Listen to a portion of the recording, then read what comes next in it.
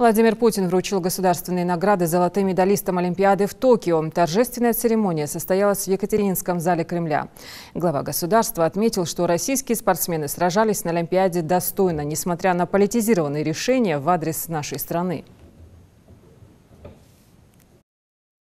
Успехи российской команды на Олимпиаде, ваш вклад в развитие отечественного спорта, ваш пример для молодых людей. Вы сами все молодые люди, но тем не менее подаете пример своим сверстникам и более молодым, даже подрастающим поколениям, является чрезвычайно важным для развития страны.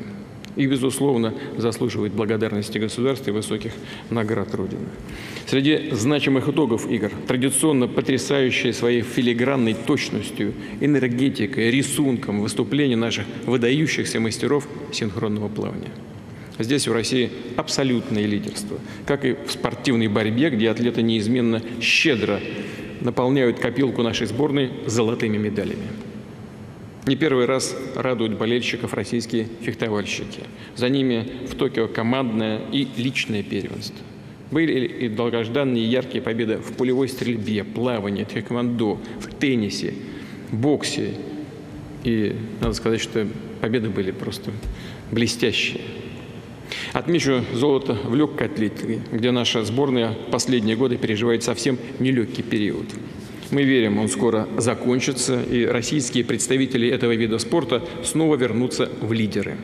И, как уже говорил, вернутся триумфально, так же, как и мужская и женская сборные по спортивной гимнастике.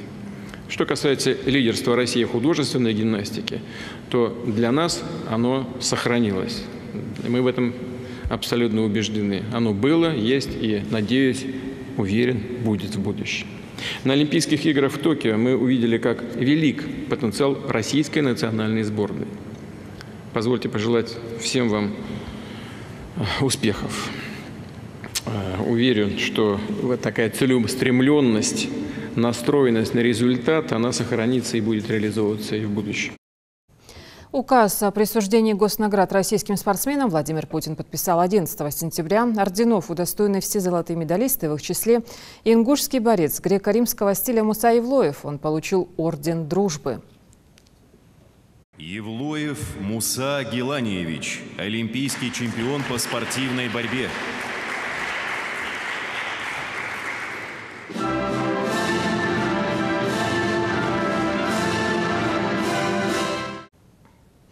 Напомню, что на прошедших Олимпийских играх сборная России заняла 5-е место в общем медальном зачете. Спортсмены завоевали 20 золотых, 28 серебряных и 23 бронзовых медалей.